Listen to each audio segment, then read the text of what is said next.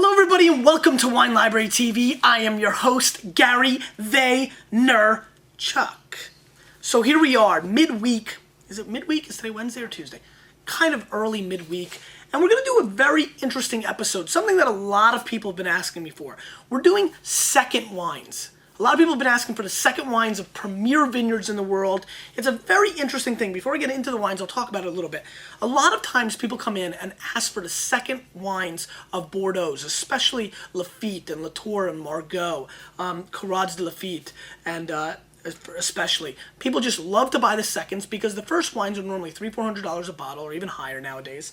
And the seconds are always in that $30 to $40, $50 wine range. So there's been a huge push for years and years to buy second wines. People treat second wines the way people treat backup quarterbacks. You know, it's like you think it's going to be great until you taste it, until the quarterback's in there and you're like, ugh, now I know why he's second string.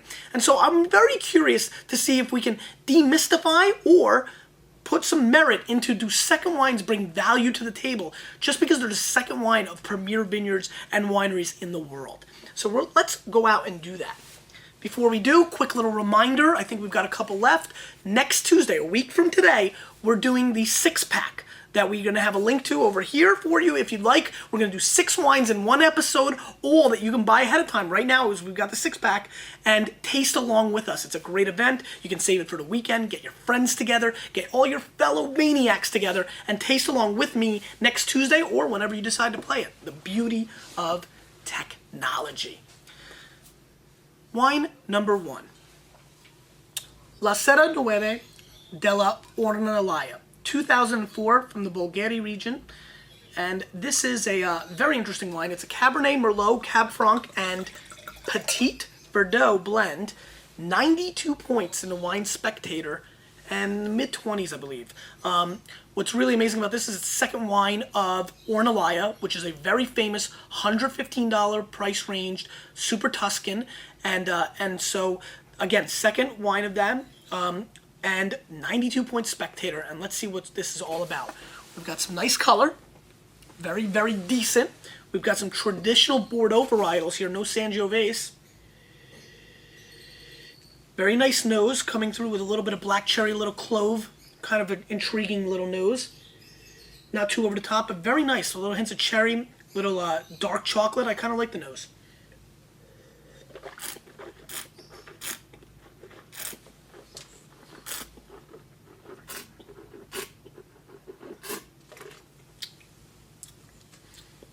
Did I say 91 or 92 points on this? Yeah, I think it's 92.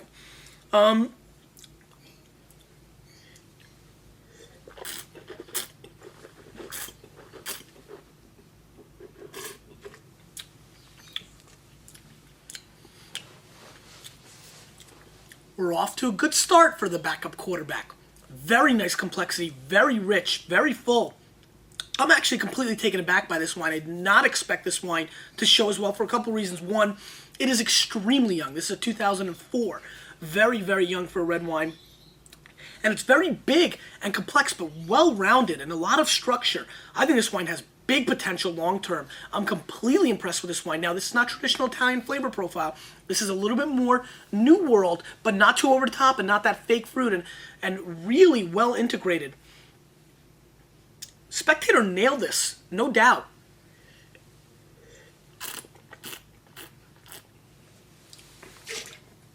Little candied strawberry, very luscious.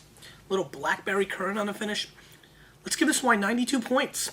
I'm in agreement, and this is a roaring steal in this price range. I can easily tell you that if this is a sign of things to come, that the 2004 Ornellaia is going to be a profound wine. Shocked, impressed, and really comes from a winery that I've normally not been impressed with their efforts. So this is off to a good start. Let's move on. Give it a little rinse. While I'm rinsing, give you a quick little story about yesterday. I had a real fun night. I went to a new restaurant on Greenwich Street in New York called Gusto. You should definitely check it out if you haven't been. Great, traditional, real Italian food. Got together with the crew that I went to Paris with. Some of the people that were on that trip. It was a lot of fun. Great time. Shout out to Paris '06 crew. And we drank a 1948 Taylor's Port. $1,000 bottle of port. It was unbelievable. believable. And so a side question of the day, not the official question of the day, side question of the day is, you know what, I was really kind of blown away by this restaurant. There's so many diamonds in the rough. I know we've done what's your favorite restaurant about 100 episodes ago as a question of the day, but there's so many more viewers, and I'm so intrigued by it. So what's your latest hot pick for a restaurant? And you can add a link to their website because I want to check it out for myself. And obviously, they can use the publicity from all the other Vaynerchuks. All right, let's do this. The wine. La Roseraie de Gruaud Larose 2000 vintage, unscored $26, but the Gruaud Larose, the first wine, is a 94 Robert Parker, and a very well-known winery. I don't know the exact blend of this wine, but St. Julien, I would believe it's Cabernet and Merlot blend. And let's give it a whirl.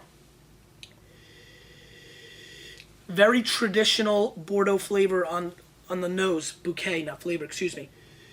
You know, very dirty. I'm getting a lot of soil, a little bit of rock, a couple of insects, maybe, you know, some bell pepper, a little bit of tomato, asparagus, and what am I looking for? Squash.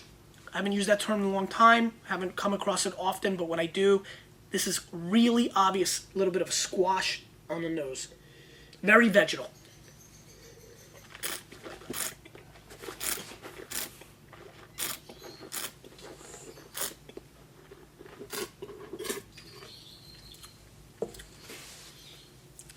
Very polished finish. I'm going to tell you right now, the finish is really nice.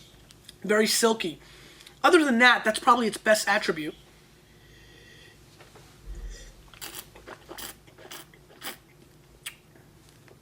These wines have been open for 4 hours and 15 minutes.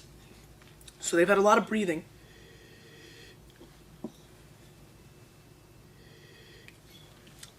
I'm going to score this wine 88 points. It's a solid effort. I like the finish a lot, and that really saved the wine. There are some really disjointed vegetal flavors on the mid-palate and the early flavors. The nose is not quite that remarkable.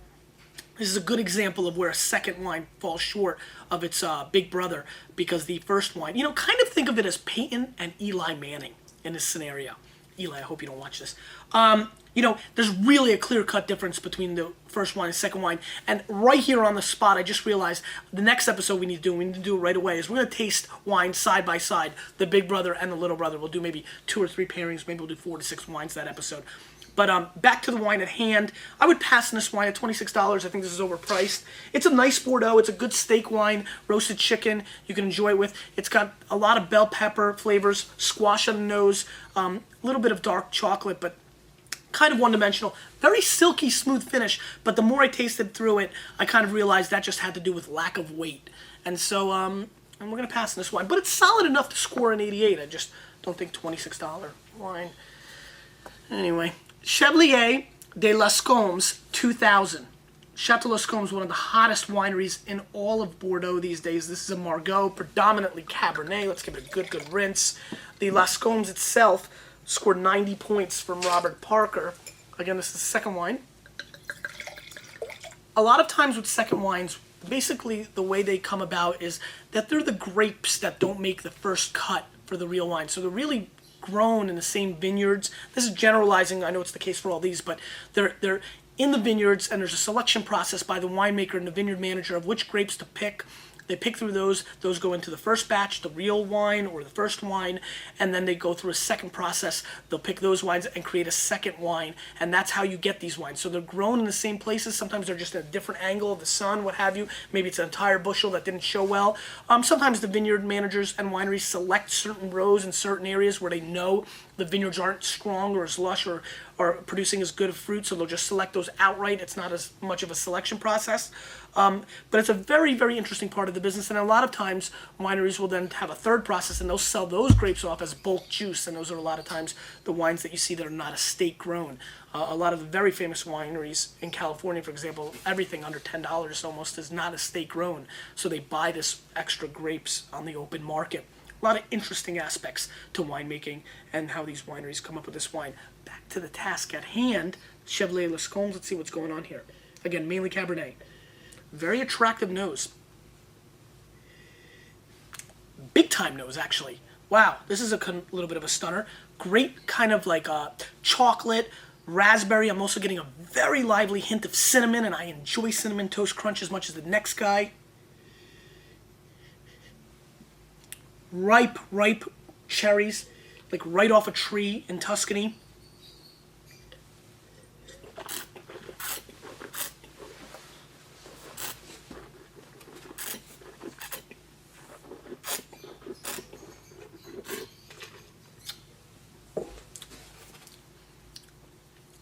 Interesting.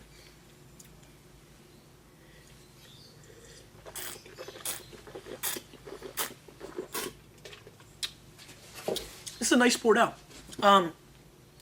Good quality Bordeaux. Well structured, well made, a lot of fruit, very solid in the mid palate. Finishes a little weak, disappearing. It's funny, it kind of starts off really great. I was really starting to get scared there. We're talking about a 93, 94 point wine until it finished off. You know, quickly disappears. The flavor profile is kind of evaporating on me. Dark cherry, a little bit of a grape taffy tasting in the mid palate, which is kind of nice and exotic. Hints of bark, a little bit of oak. Well made, a little lighter than I would like for a wine of this style, especially from this area in Bordeaux. I'm going to score this wine 89 plus. I like this wine. I think it's got a lot of great attributes at $24. I think it's a very solid buy. It's not screaming buy, and it didn't change my life. So, other than that, the finish really hurt it and really dropped it right below a 90-point wine. Caravan, 2002 Napa Valley Cabernet Sauvignon. 90 points. Wine Spectator for the big brother of this wine, which is the Darioush. I did not put the price point on this wine, but going off my top of my head, I think it's in 20s or 30s or 40s, possibly 50s, in the $20 to $30 range. Caravan, Napa Valley fruit, comes from Darioush, which is a very hot winery in Napa. They built an immaculate facility that everybody's talking about. Great family from Middle Eastern descent, have done an amazing job in Napa producing world-class wines. California. You could just smell Americana almost always. Classic American and French oak flavors coming through on the nose. Very, very oaky. Very, very oaky over the top. Raspberry jam and a little hint of American pie. You know, cherry pie.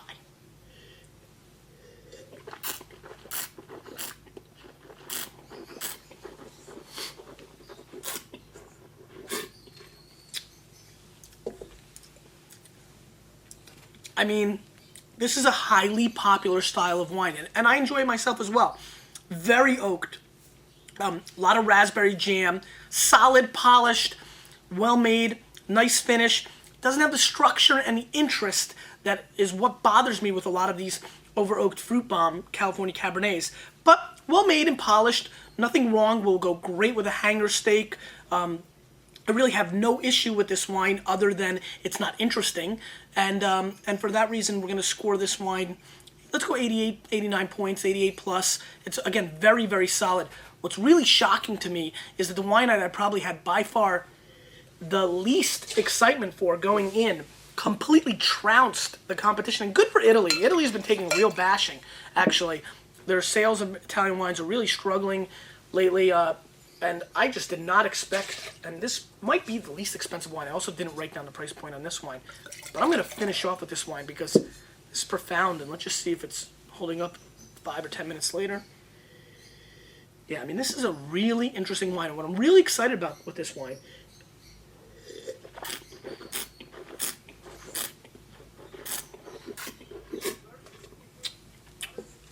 just tasting it to make sure, because it started off first, and I didn't want to see how it kind of compared after tasting those three wines, and it still stands firm at 92 points. Flavors are still rocking in my palate. Nice wine. Question of the day.